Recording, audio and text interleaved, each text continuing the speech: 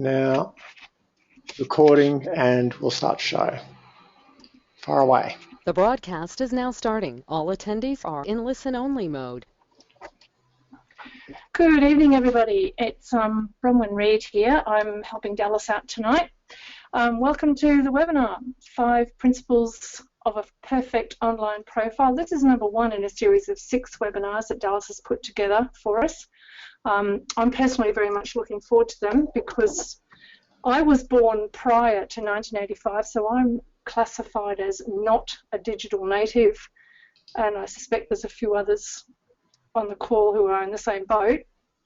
I've actually had to work really hard to teach myself and learn as much as I have managed to learn about digital profiles and online profiles, and I'm looking forward to having an expert like Dallas, who's devoted several years of his life to figuring all this stuff out. So over to you, Dallas.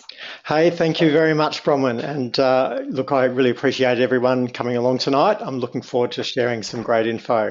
And as Bronwyn says, this is really something that has been years in the making, so it's exciting to get it out there.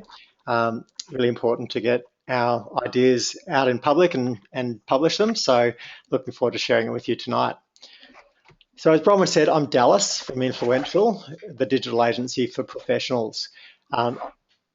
Tonight, I'm introducing the Digital Influence course, and we're running a webinar. So I'll be talking to you about building our online profile, your digital brand, and how this can help you attract great clients and build your reputation as an expert at what you do and grow your career or your business. And most of you probably know me pretty well. I'm founder and brand strategist at Influential. We're a digital marketing agency. We work with professionals when they're launching their brand online. So that's a little bit about me, just to help us all get online and make sure everyone can hear okay. If I can get you to just type in your name and where you're listening in from so that I can check everyone can hear okay. So type in, if you can hear me, type in your name and where you're calling in from into the question box, which is at the bottom of the GoToWebinar control panel, which should be on the right of your screen on most computers. And we'll just check that everyone is hearing okay. And look, we've had heaps of registrations tonight. We're not fully booked, but really great numbers of registrants. It looks like there's still a few people on the way, but looking forward to sharing everything with you. Now, I'm just still not seeing anyone typing in though, other than Bronwyn at this stage. Have you seen anyone else, Bronwyn? Oh, here we go. Okay, yep, we've got Steve from Sydney, Elizabeth from Melbourne, Rob in Cairns, Nikki also in Cairns, I think, Victoria Rose from Melbourne, Amy Roche from Brisbane, Shan from Melbourne, Wendy from Top Hill Farm up in Cooktown, and Petra, Des from Rockhampton, Anita Banks from Brisbane, Wendy from Brisbane, and Nikki saying the audio is a bit flaky, so I will try and speak as clearly as I can. That might just be our crappy internet in Cairns, Nikki, but you should have the best internet in town, I think. Nikki runs Precedence, which is our web host, and has been a great supporter of my business and inspiration to me too. So glad to have Nikki online as well, Nikki Jerd. So yeah, what we're going to cover tonight, it's all about building your brand, and it's really going to be covering a lot of the material in my my new online course, which is called Digital Influence. This is the course homepage, and I'll refer back to this a few times through the webinar and just talk through what we're going to be covering. So there's really half a dozen things we'll be covering. The 5 stages of designing and building your online profile, how to actually design your profile and create an online sales engine. And one of the really important steps, I think, is what order to do things in, because I'm sure if you've started doing any of this online stuff, you know the feeling that there's always something that you needed to have done before the step you're doing. It's quite hard to know where to start, and particularly getting the planning right before you start trying to build. So we'll cover a bit of that. How to incorporate. Dallas. Yeah, Bronwyn. Dallas, just before you go on, I'm not seeing your screen. I don't know if anybody else is. What have you got? I'm not Bron? I've still got the Go to webinar. initial 5 principles that, yeah, All I'm right. not seeing your Thanks, screen yet. Bronwyn. I will go back to the PowerPoint for now. Technology, you gotta love it. Yeah, yep. I'm not sure why it isn't sharing the browser screen. I'll try again, and if we still don't have any luck, we'll I can paste it into the PowerPoint window. How's that? Any luck? Nope. Hang on. There we go. Is that showing now? It's still not. Good now. Good now? Okay. So you can see the digital influence homepage saying build your digital brand. With it.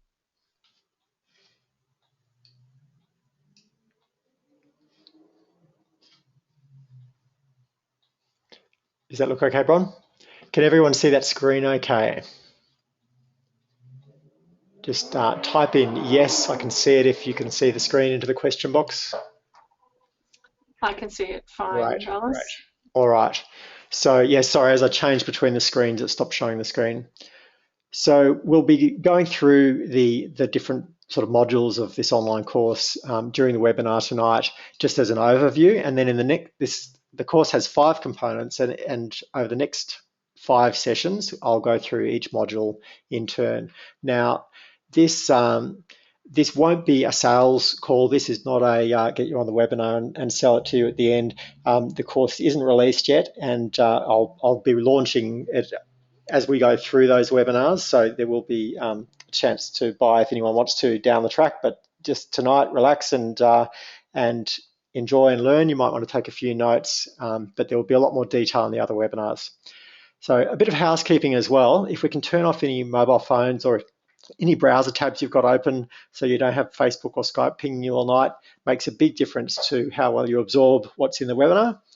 And yeah, as I said, any questions, just let me know through the section. I will be asking a couple of questions at the end, and I will be giving 2 lucky listeners a 1-hour digital brand strategy session valued at $300 plus GST. So stay tuned and keep your ears open for those things which I'll be checking on at the end, not super hard questions.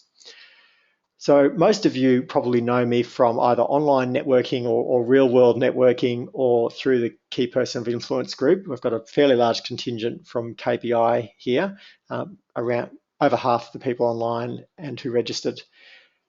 My background, in case you don't know, is I used to be a veterinarian, and I've really spent 10 years learning how to build websites and market my own business, really coming from my own realization that, look, if you're not online in 2015, or at the time 25, then you've got a problem. So I really realized early on the importance of getting a good online presence. And even now, if you Google Vets in Cairns, you'll find me and my old practice all over the front page.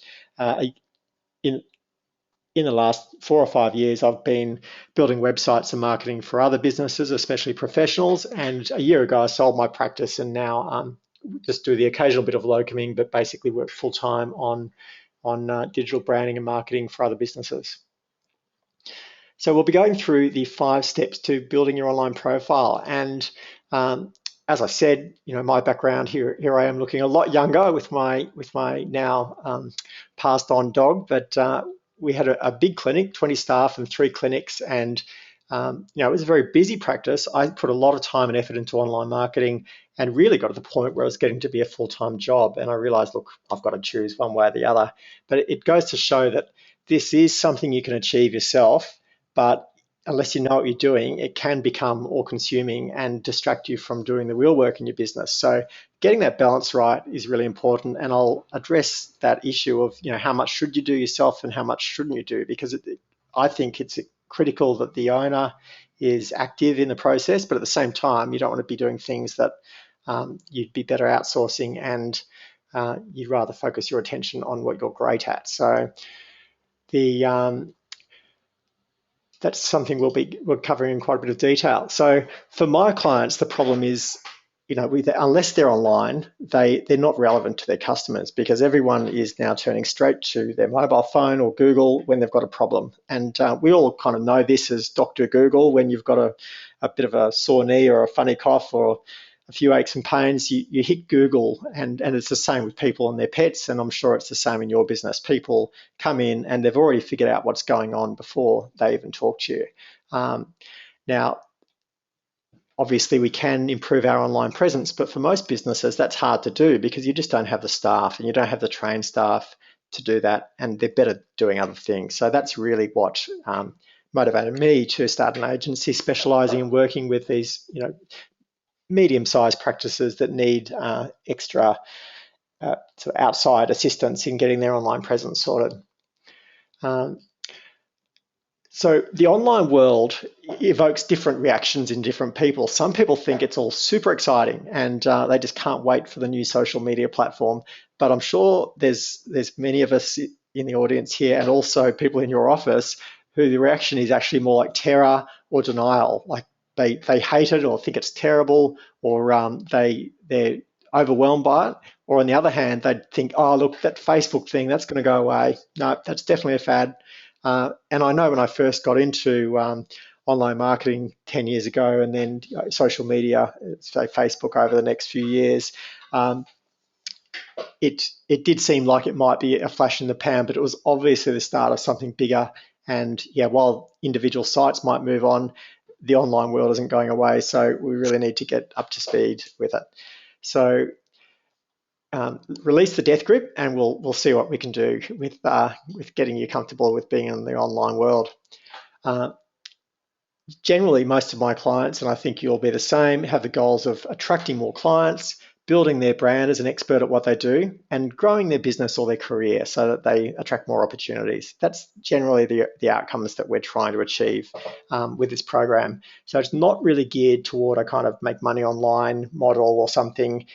This program is really geared toward people with real businesses that want to build their personal and business profile so that they can achieve these goals, attract clients, build their brand, and grow their business or career.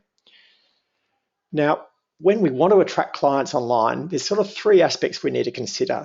First of all, we need to be easy to find and well connected. If people can't find us, they can't work with us. It's that simple. Next, we need to look like an expert. We need to be the person that when our customers see us, they think, yeah, look, here's the guy I need to work with. She's definitely going to be the best person for me. We want to make that impact that we're the expert in our field. And then thirdly, we want to be memorable and remarkable. It's not enough just to look the same as everyone else. And for my ideal clients, that's a particular problem. If you're an accountant or a lawyer, they tend to look an awful lot like other accountants and lawyers. And the big issue there that we'll discuss in detail in the course is that when you look similar to your competitors, customers have no way to differentiate you, so they're forced to make decisions on the things that they can easily differentiate on. So they tend to be on things like personality, price, location, and other things that don't correlate with expertise. And they're forced into that situation because they're really not qualified to assess your expertise. And people have really changed how they research, choose, and buy your services. So as we all know, the trend is toward online, mobile, and social buying. Now people will research first online, self-diagnose, and when they do seek out expert help, they want to deal with the best. They don't just want the guy down the road who does a bit of that and a bit of this. They want someone who specializes in what they do, because we're increasingly sort of seeing celebrity providers of almost every source of expertise. So the typical online buying process is, first of all, they've got a symptom and they discover they've got a problem and think, what's going on here? Then they'll do some research and they'll try to figure out what's happening. And from that research, they'll frame their situation. They make sense of their situation and say, oh, my symptoms are caused by this problem. And once they know the problem, they know what types of solutions to look at. So this step, the framing or making sense of their problem, is really critical. And in the customer journey module, which is the second module, we go into this in heaps of detail, because this is really our opportunity to interact with the customers. Once they've figured out what the problem is, then they search for solutions, and they're really looking for answers. Um, Importantly, the solution they're looking for will be the one that treats the problem that they've identified. And um, then I'm sorry, the bottom of the text has been cut off there. Then they will go and look for providers. They'll evaluate providers to assess, who can sell me the solution I need, which one's the best, who do I trust, who's the cheapest, things like that. And then finally, they'll complete their purchase. Now, as you can imagine, in the Dr. Google example, there's a lot of things can go wrong in this process.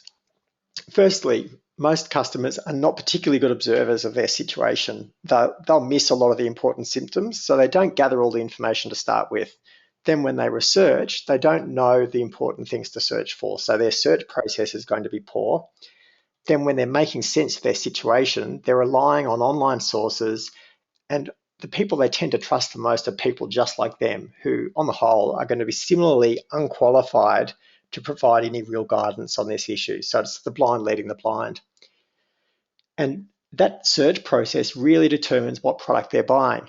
So to give a simple example, if I am looking for a problem, the solution to a business problem, my phone is not ringing, then I will go looking online and find out how do I get more customers. And depending on the information I first turn to, if it says, oh, what you really need is some search engine optimization so people find your website and give you a call, or that you need a website, or that you should be on social media, or you should be running AdWords ads, or maybe radio ads, whatever if I think my problem is I'm not showing up on Google, then I will look somewhere for that solution. But if I identify the problem as something else, I look for a completely different category. This is particularly important for things like health and medical, where if someone's got a bit of a vague set of symptoms, like they might have some pain when they're running, or they've got headaches, then there could be any number of possible solutions.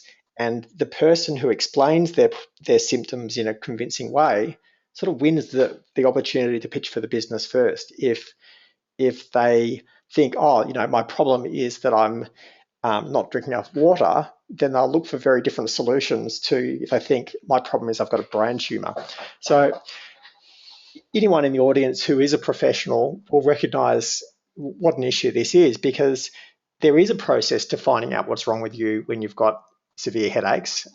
And quite often that's something that should be handled by a specialist, not from advice from Google and friends. So this, we go into a lot of detail into how people buy things and the mistakes they make in their buying process, and then how we can build our brand around people's customer journey.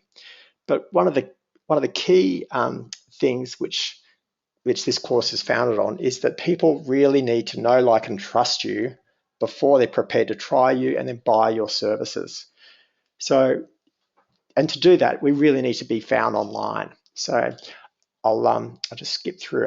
Unfortunately, my screen is not showing the full presentation. So people are still using word of mouth to find you, but now this is occurring in the online environment. And we've got lots of different opportunities to interact with the customer through their buying process. And by being online and being, where our customers are through that search and framing process, then we've got an opportunity to be the person who helps them define the problem, and which in turn defines what the solutions are that they'll be searching for.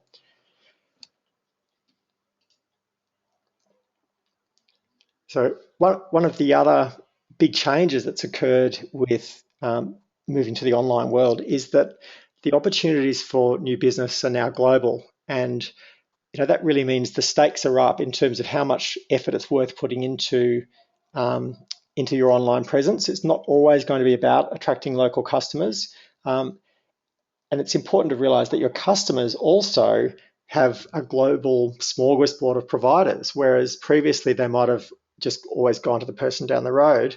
Now they're starting to think, well, actually that person in America is the world expert. Why wouldn't I listen to them or buy their course? Or perhaps I'll travel to Brisbane. Our horizons have just broadened so much over the last decade or so, and the online world's been a big part of that.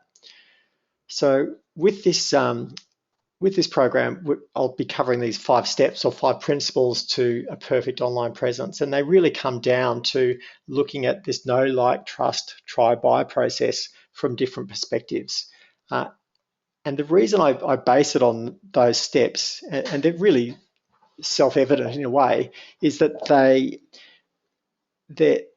occur in any buying process. If we're buying something small, if we're buying something big, if we're buying something over a 1-minute decision-making period or a 6-month decision-making period, we've still got to go through those same steps. And there's 1,000 different ways to describe online marketing, and I've spent years now trying to make sense of it and looking at the commonalities. And I think this is a really nice model that's easy to explain to people, and that addresses the things we need to know about marketing. So if you've been around marketing for long, you will have been exposed to this concept of a sales funnel, where you've got lots of potential customers coming in the top.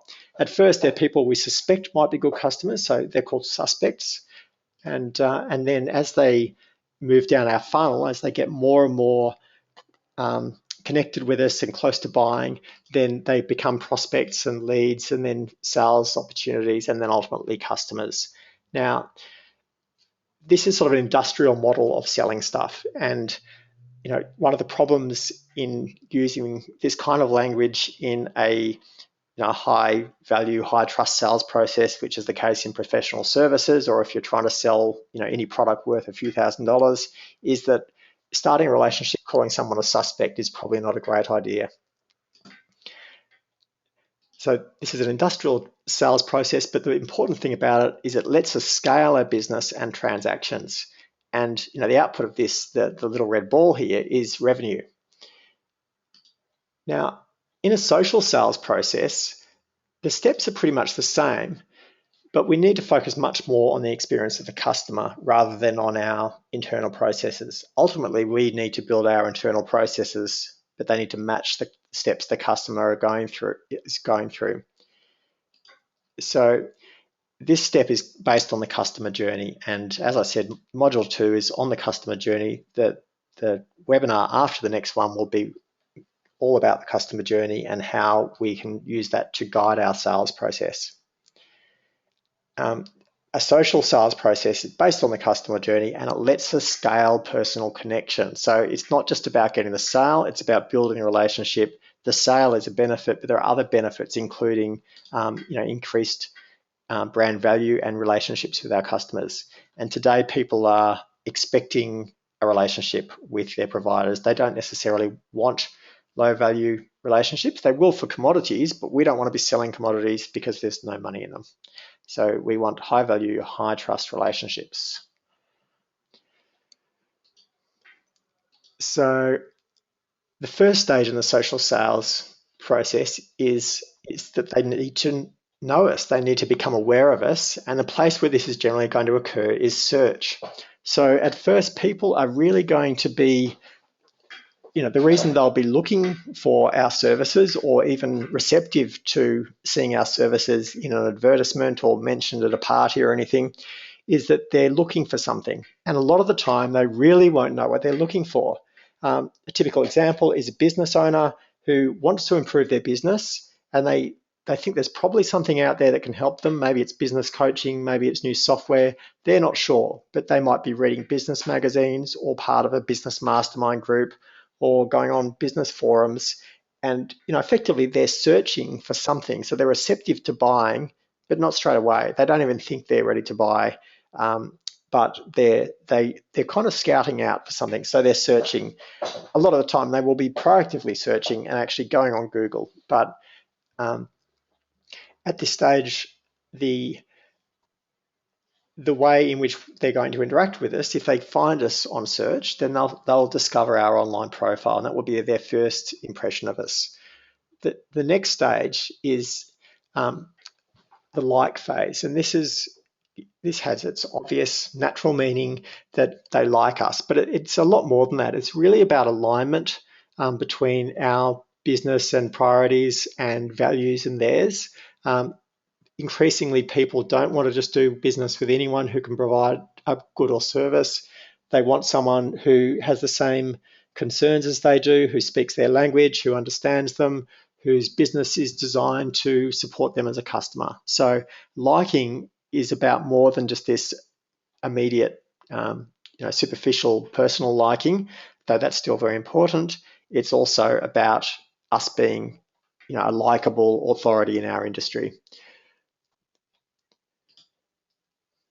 And the context that this occurs in is a social context. So partly this means social media, but even things like a webinar, this is a social event. You're present with a crowd of other people listening to me, and that has a social meaning.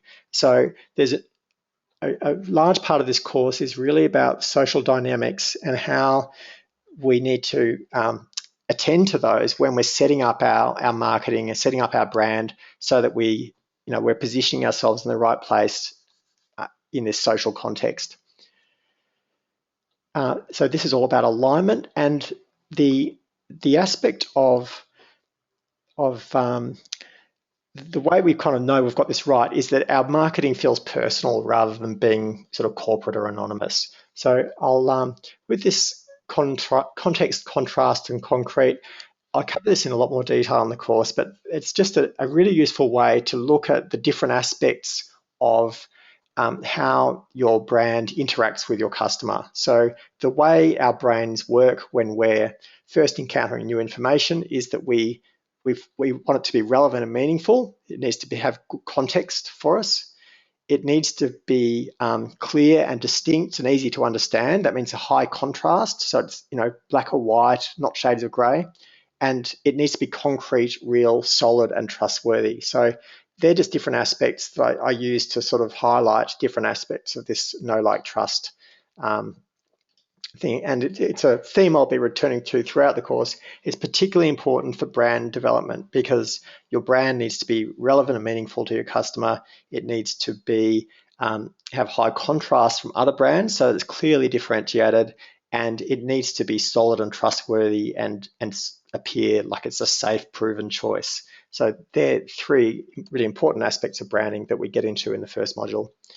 The next stage is trust, and trust occurs in the context of sharing and making sense of the situation. So this is really where we share our expert knowledge with people, and they'll say, oh, look, you really understand my situation. I can see how you might be able to help me. You might be able to help me with my problem. Tell me what I should do. The way we do this is that we publish what we know to our audience so that they can easily access our expert insights.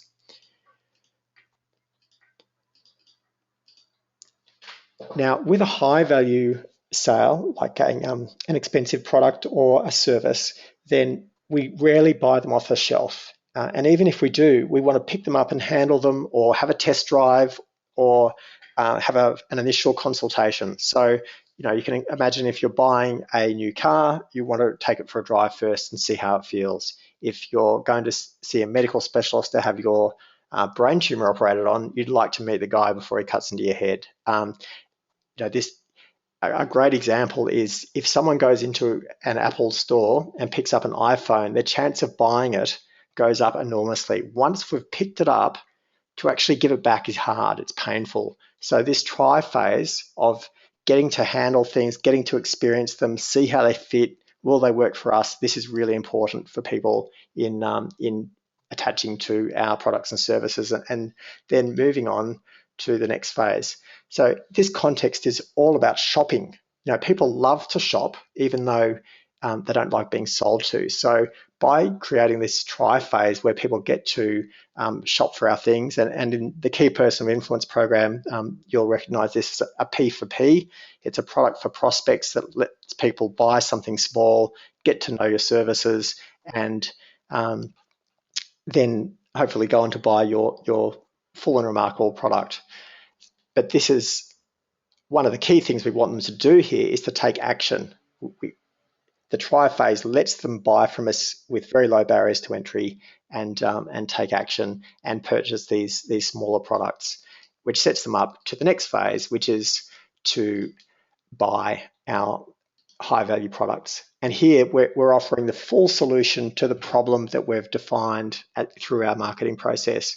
We want full agreement from them that we are the answer, and really what they're buying is our promise that we can solve their problem. There's really, with a full solution, there's no way to tell that it will work without actually doing it. It's not like something you can test out. That's why we need the try phase. That's why it's so important. There's no way to have a practice brain surgery in advance and check it out. You just have to go for it. So really, you need to believe in the person and everything they've presented through the sales process before you're ready to take that step.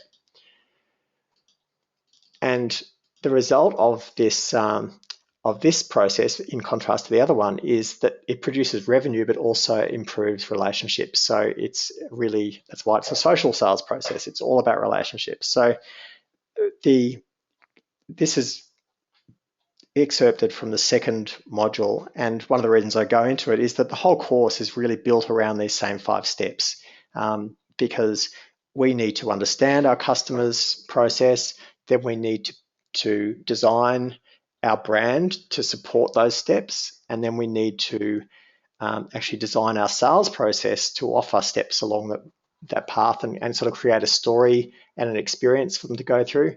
And then ultimately we need to build that out in a way that will help us to deliver the result to people through our marketing, and also to increase the perceived value of what we're offering.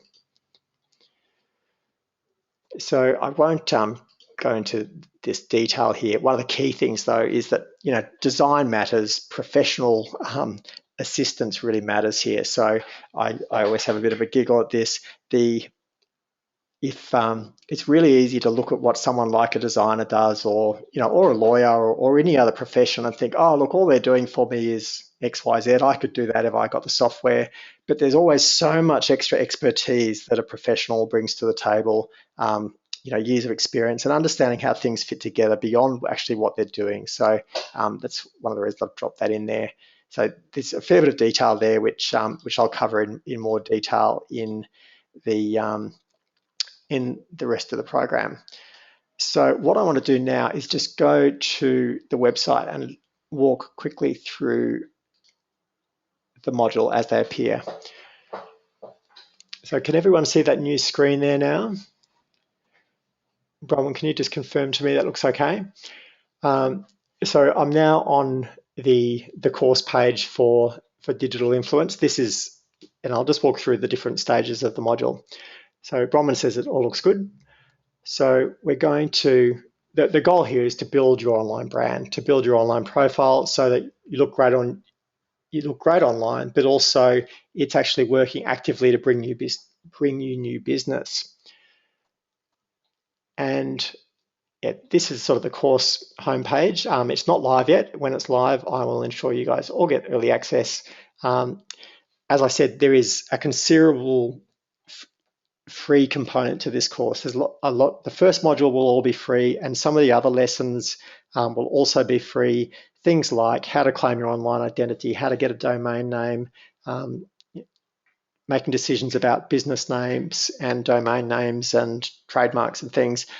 Some of that really starting information I'll make free, because I know there's a lot of people, including people on the call now, but also just in the business community, who are completely confused by what is a domain anyway. And I see this with clients all the time. So, I'd really like to make some of this introductory stuff available, as well as the background on the our branding process, just so that people kind of understand what the course is about, and they can see if it's right for them. So as I said, the first module is really about the initial strategy, what you need to know before you start building your online profile. A mistake a lot of people make is that they rush out and get a domain or start to build a website really before they've figured out what their marketing goal is, what the value proposition is of their business, what message they're trying to get to their customer. Until you know all that, then it's not time to start planning how you're going to do it or what you're going to do. So in this section, there's 5 modules, and as I said, each module has 5 steps that correspond to the know, like, trust, try, buy things. So the first thing is the strategy, which is really about just getting clear about who your ideal target is, who you are, and how they're going to connect. The second part is providing value through that relationship. The third part is building your brand and how to design a brand that supports the social sales process. The next step, digital, is all about the online world. Those basic things like, what is a URL? What is a domain? Where can I buy a domain? Is it the same as hosting? A lot of the really basic introductory stuff that people get really confused by. And it took me years to understand. Like, I don't have an IT background. I've been doing this for 10 years now, and I'm pretty solid at what I do. But there is a whole field of experts who just deal with hosting and things like that who are miles ahead of me. So I'm very much sharing a business owner's perspective, and it will be in English for the most part, not in geek speak. So I hope it will be accessible and useful to you. And then the fifth one is on influence and marketing and persuasion, because really what we're trying to do with any online marketing or any marketing in general is to influence people's behavior by what we tell them. We want them to go and buy our product, or to sign up for a newsletter, or to choose us over a competitor. So influence is just causing a change in someone's behavior by what we say or do. So that's the first module. The second module is the buyer's journey. And this is a deep dive into what I just went over with the 5 steps. I've given you a very superficial and sort of rushed version. I know it's really simple in a way, but when we understand the buyer's journey in detail, then we can intervene early on when they're making those crucial, what is my problem type searches. And if we can get in then, we can frame their problem and get them on the right path to the best solution. So that's that's our approach, is to really understand where they are, how they're searching, what they're trying to find, and then intervene early so that we can build a brand that guides them to buying our most valuable products and services, the things that are going to get them to where they want to go and solve their problems. So there's 5 parts to this course. First, the commodity buyer's journey. So we need to understand, for the most part, they want their problem to be a quick, easy, cheap one. They want a band-aid solution that will work. And a big part of our task is often to say, actually, sorry, you don't have a small, cheap problem. You've got a significant problem that you need expert assistance for, and I can help you with that. But at first, everyone is hoping that their leg's not broken. They just need a Panadol, that kind of thing. Then we look at the high-value buyer's journey and how that's different, and how we actually can craft that to add more value to the sale. We review the Know, Like, Trust, Try, Buy, which I've gone over with you briefly there. We look at the high-value sales process and how that differs as the prices increase, what we need to do to make the sales process work, particularly as we're doing it more and more online. And in that, we're really interested in mapping what works offline and how much of that we can replicate online, so that we can scale the most time-consuming or low-value parts of it. And finally, we touch on creating high-value products, because it's not enough just to try to sell something like it's expensive and special. We need to actually make our products more valuable to our customers, more different from the alternatives, so that we have, in key person of influence language, a full and remarkable solution, not just an expensive solution or a bundle of products. It needs to be something where there is no other equivalent. That way people can't price shop because there's nothing similar. So we go into that in quite a lot of detail. The next phase, module 3, is about brand architecture, and that's really looking at if we go back to our, actually it's a little bit easier to understand in the context of the next one, our social sales funnel. We've discussed already search, social, sharing and sense making, shopping and solution as the phases of the buying process. So this is sort of the context that people go through. At each phase, there's specific information that we'll be sharing with people. So in the first phase, when people are just getting to know us, then we really just want them to know one thing about us, which is, what we do, who we help, and what result we deliver. That's all. We don't want to say, I do this, this, and this, and I do a bit of that as well, and I do this, and I think you'd like me because of X, Y, Z. Instead, we want to be known for one thing, so that you've got one specific tagline or one remarkable result, or you're the wine guy or the web hosting guy.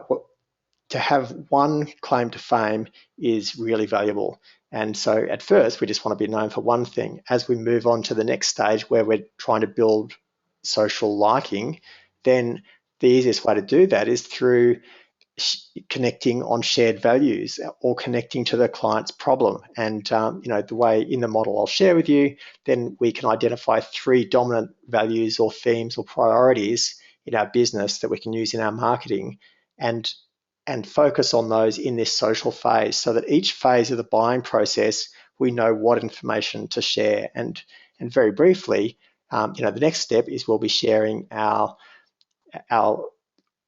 process, like our principles of what we do for the KPI people out there, then more detail on our process. And then, in the final stages, we're delivering it, and that might be the steps that we do to actually fulfill the order. I'll present a number of models for you to use here, and basically these are ways to structure your communication with your customer so that you know what to say at each stage where it's relevant to where they're at. Because at first, you'll just bore them if you tell them about your amazing 7-step method, whereas later on, they want more detail. But we don't want them kind of trying to rush to the end and say, so what type of widget do you use for XYZ, before they've really got to know us and decided they like us. So it's really about managing the flow of information through the social relationship as the sales process proceeds.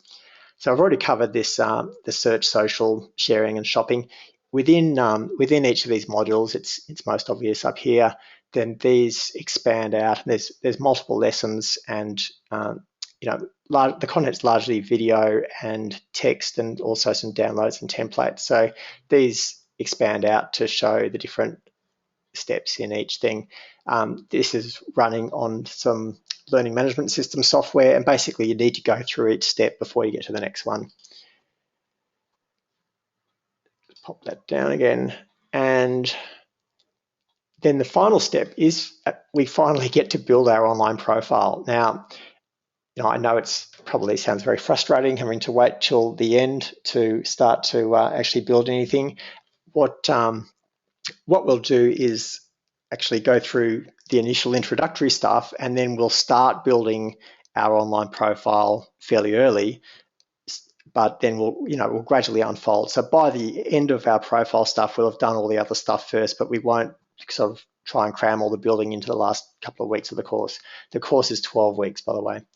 And yeah, when we're building it, then we need to first build our platform. We need to build our personal profile, how we personally look online and how we're going to communicate and interact with our customers. We need to publish. We need to create products and a way to sell them online. And then ultimately we need this prize or the promise. What's our remarkable result? How are we going to deliver it? And as I said, this actually needs to be communicated right at the start of the social sales process. So there's always this tension between needing to talk about the final product at the start, and that makes it hard to kind of build this. It can be hard to know where to start because you need to build from the ground up, and yet you need to know what's at the top of that mountain of value or your peak value up here in order to communicate it at the start of your marketing. Now, so that's what's in the course of 5 modules, and because there is, one of the big issues for a lot of people is they don't have a website, or they've got a website and it's different to the one I've got. So in order to make sure that everyone in the course can go through and complete all these steps, what I'm including is a sort of built with you website where we've got a professionally designed website that's highly flexible and that can easily be modified. But we'll set this up for you, and we'll go through it with you and build it through the process of the course. So mostly this will be you just manually editing things, but we'll also have some implementation sessions where we're helping you actually do anything you're stuck with, so that you're not stuck with something half done. And yeah, the reason for doing this is that you learn this by doing it. Now, I know lots of people do already have websites, and it's not essential to start with something else. Almost everything I'm talking about is general principles, and then we'll show you specifically how to do it. But it just means that if you don't have a website, you're not stuck not being able to get started with this process. I don't want anyone to sort of feel like, oh, I bought this course and now I can't do it. So there's a bonus module where we actually provide everything that you need and build it with you through the course to come out the other end with a website that's customized for your business. And yeah, so that's really it. I'll share this page with you later as it becomes online. At the moment, there's still lots of broken links and things, so nothing to see here. But yeah, looking forward to getting that out to you. And look, we're coming up to about 50 minutes here. I'll just check on my notes. I've covered most of what I need to cover now, and I think it'd be great to go to any questions that people have. So if there's anything that you'd like to know, any general questions about your online strategy or marketing, then I'd be happy to share. Actually, one thing I did want to check with you is what are your goals online? What would you really like to achieve in 2015, and what are your priorities? So if you can type that into the chat box or the question box, we'll see if there's any trends there. So talking to clients, I tend to see three main things. Desley would like to make $1 squillion. Dallas, yes. So if you've got a solution for Desley, if you'd like to make $1 squillion. I'll sign her up for my $500 squillion program.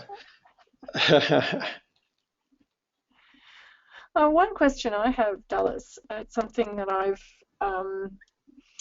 been round and round in circles with a lot, is the distinction between my business brand and the personal brand. Will you be going into that in the course at all? Because I know that is an issue for a lot of people who are solopreneurs. Definitely. So in this course, the emphasis will be on your personal brand as the face of your business. So this process will work whether you are a sole trader or a consultant in a firm of one, or a career professional in a bigger firm, or an owner or partner in a practice that's where your predominant business identity is the business, not you. So the experience most people have is that it's actually much easier to be marketing as yourself. But for a lot of professionals, there's some uneasiness about that, and I definitely address how to manage that through the course. And this course really is about trying to reconcile those, and how do you effectively produce a professional presence so that it's you. Because when people go into what visit you as a consultant or a medical practitioner or a lawyer or whatever your business is, then in the end they're coming to see a real person, and by and large people will pay more for dealing with real people. That's the model that we're pursuing here, rather than a kind of corporate identity per se. They tend to be much more complex, but I'll definitely touch on how to integrate the two.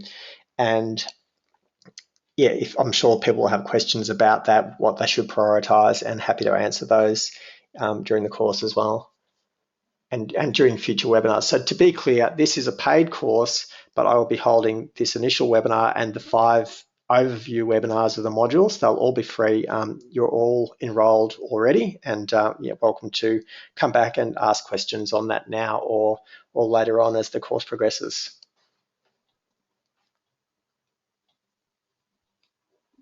Thanks, Dallas. Now, both Shan and Jane have mentioned that they would like to get an online training program up and running. Is that something sorry, that was Wendy and Jane.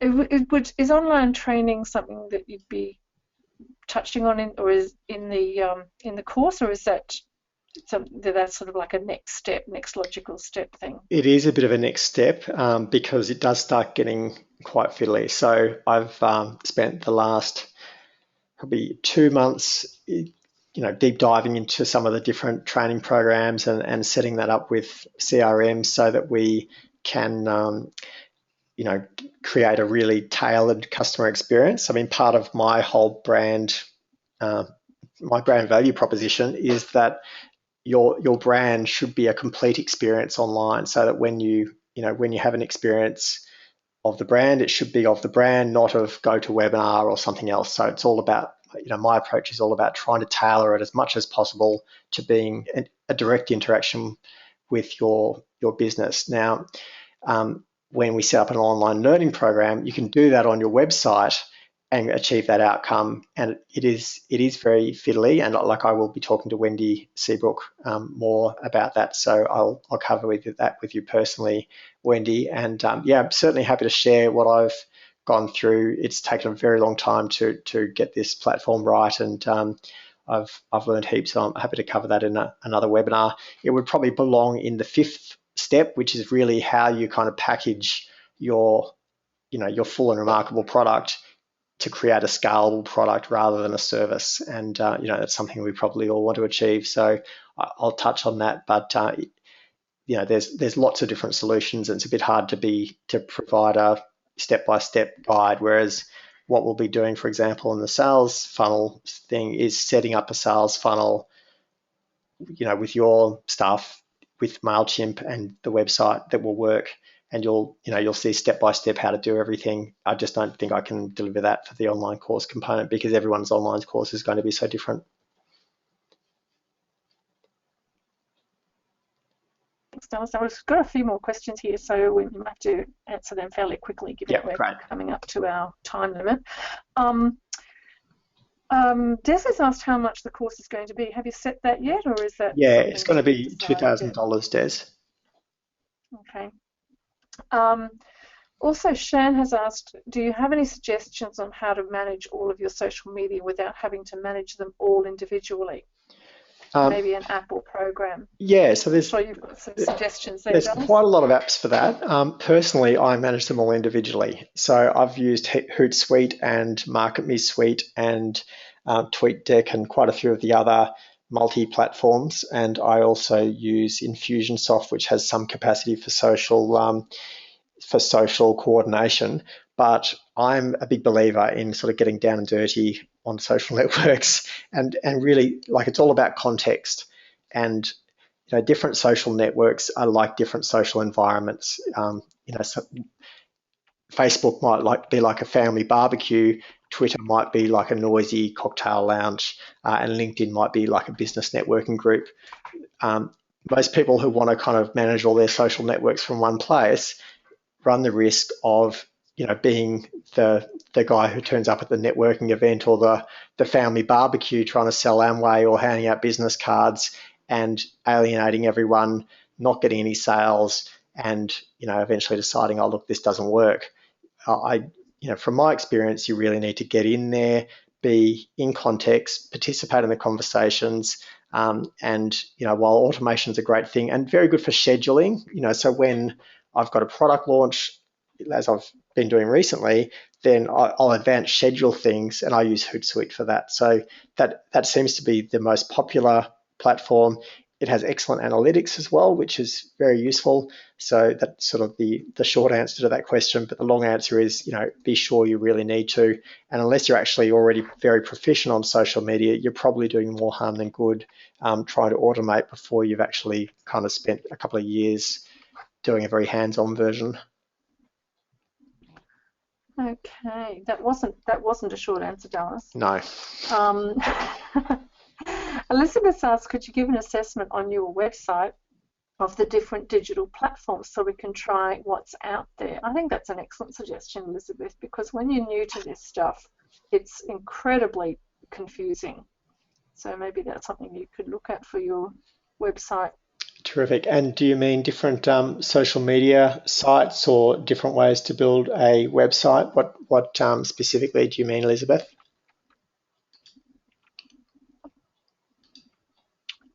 I can't unmute Elizabeth, so if you could just put another comment in the field there, Elizabeth, I'll get back to that.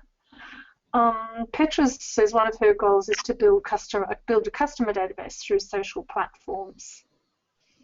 We'll definitely cover that. So that's a huge part of this, and that's been a big part of my own experience in the last year. I've done a lot of web development and SEO, and quite a lot of setting up large automated social media networks as well, which is, like, I know from personal experience that that's not the way to go. But what I hadn't done was a lot of list building and then mailing my list and building a relationship over time. And now, like, I've just kicked myself, I haven't been much more active at that, because that is critical. We'll definitely be addressing that, and that really is a core of the course. Effectively, you can consider your list as almost the vertical that runs right through that sales funnel. Everything is connected by your mailing software or CRM that helps guide people through your whole sales process. So that's definitely covered well. Elizabeth says she's just a humble accountant and not a tech head, so she would like to know every possible digital platform that's available so she can choose what's best and suits her purpose. So I'm pretty sure that the course will be doing that, Dallas. Yeah, for sure, and there will be plenty of opportunity just for discussion in a forum-like environment as well. So we can thrash that out and get other people's perspectives too. Now, Amy sounds like she's definitely needs a bit of online love. She wants to be known to her clients who are retailers as the expert. However, I also have had a lot of people who are attendees of my shows, my clients' customers, who start visiting the website, although I never market my business through the shows. So that sounds like to me to be a prime candidate for building an online profile, if I've interpreted your question correctly, Amy. Yeah, for sure. And my experience with building my online profile, and I've probably done mostly through LinkedIn and Google Plus, is that you often attract. It's not always the run-of-the-mill customer who you attract when you build up your online profile. It tends to be the PR opportunities or the partnership opportunities, the things that are a bit out of the box. So people are looking for the leader in the industry to do something special with. They'll go to you. If they just need any old one, they'll go to the local person still. So that's really where building your online profile pays dividends, is that you pick up those bigger deals. You get invited to the JV opportunity. That's really where it can pay off. And of course, for the customer who is thinking, oh yeah, they look okay, not sure if I will or not, and then they check you out online, if you look like a rock star, it can help seal the deal, and also just start the relationship where they're thinking, well, this guy is amazing, or she's the real deal. I'm lucky to have her, rather than the opposite, where they're thinking, oh yeah, look, this guy better work hard or I'm going to crack the whip. So a lot of it is positioning and how that affects the relationship over time, rather than just attracting lots of low-end clients. Just one other comment, Dallas. It's something that you and I have talked about extensively, that building that online presence, that good digital footprint, it's hard work. It's hard work, and that's why it's so good that you've put this course together to help people. It's we get the marketing emails, 10,000 likes in one day or whatever, but there's really no substitute, as in everything in building a business, there's no substitute for just jolly hard work. Yeah, and that's something I've really struggled with a bit in putting this together, is how much to put in, because it's much easier to sell the 5 minutes a day to double your business profits type course, because people want quick results. But I've done this myself. I've done this for clients. My experience is that you need to do the work yourself, even if you get a web designer. And this is something I will get into in detail, and it's a bit of a hard-earned lesson, is that people sort of think that a web designer is going to do their SEO, write their content, do their social media, come up with their marketing plan. With any major web design project, you really could have 10 or 20 different professionals working on it, and which is one reason why if you go to a number of different firms to get a quote, then you'll get widely different quotes. If someone might feel they're providing a full solution, and they'll design your site but no content, to the customer, that might look like a very similar quote to something that's actually much more comprehensive, where there's lots of different people interacting with it and bringing a lot more expertise. So I've got this on another screen. I can't immediately share it, but I probably can. But so, for example, here's some of the professionals who could be involved in a largish web development project. You might have a digital marketing person, a brand strategist, graphic designer, website designer, user experience designer, SEO specialist, analytics, content strategy, content writer, content editor, social media marketing, Google AdWords specialist, video creation and editing, server administration, security, event planning, and project management. They're all hats that someone potentially needs to wear in order to bring, just a medium-sized business website to launch. So, when we hear about, oh, look, I can get my website built on Elance for $500, clearly a few things get skipped along the way. And for most of us, we're not going to go and spend $20,000 or $50,000 on a website. That would be enormous overkill. But just knowing what are you getting, what aren't you getting, that's something which will start to become clear as we go through this course, and even going through the free webinars, what those different stages are, why they're important, which ones you can do yourself, what to do first when your budget's tight, things like that. So I hope that'll be helpful. Probably our last question for the night. Elizabeth asked, how long will it take to build a credible online presence? It depends on your competition, but my experience has been that you can do it within about a month, but I'd usually say 6 to 12 months in a moderately competitive environment, with consistent ongoing effort. But look, I've built sites for people, and within a week or two, their competitors are complaining to them that they've stolen their spot on Google. It sort of depends how much effort you put into it, and really how good the competition is. It's a bit of a case of, you don't have to run faster than the lion, you just have to run faster than your friend. So Google, it's a competition. You want to be first for your name or your industry or your specialty, and that's one of the reasons why we want to get very clear about our niche at the start, is that we're not going to be number one for, say, vets in Australia, if I with my old business, but to be number one for a local vet, or as a local vet who's a surgeon, that's entirely achievable. And realistically, your competitors aren't doing this very well. In almost every industry, it's only a handful of industries where there's a lot of competition. So that does mean you can go in with a modest budget, a fair amount of time, and build it. The big benefit is then it stays there for a long time afterwards. So it's not like advertising where you run ads for 6 weeks and then it's over. Instead, it stays there online and accrues authority over time. And to me, the big thing, that if you can develop the habit of consistency, where you're consistently publishing quality content, then at the end of a year of publishing something once a week, you're 50 ahead of the next guy. So that's one of the sort of lessons that I'll instill into people, is that it's just about setting a moderate pace, but focusing on quality and being consistent, and you'll get great results over time.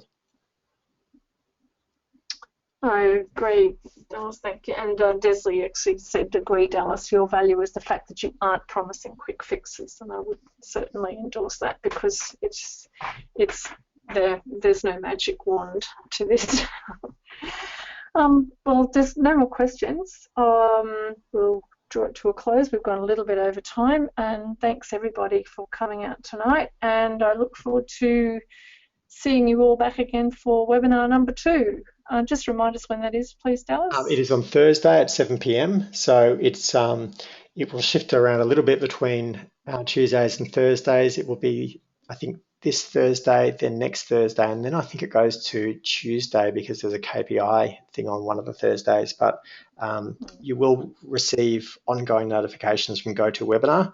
And yeah, I did something a bit tricky and integrated this with Infusionsoft.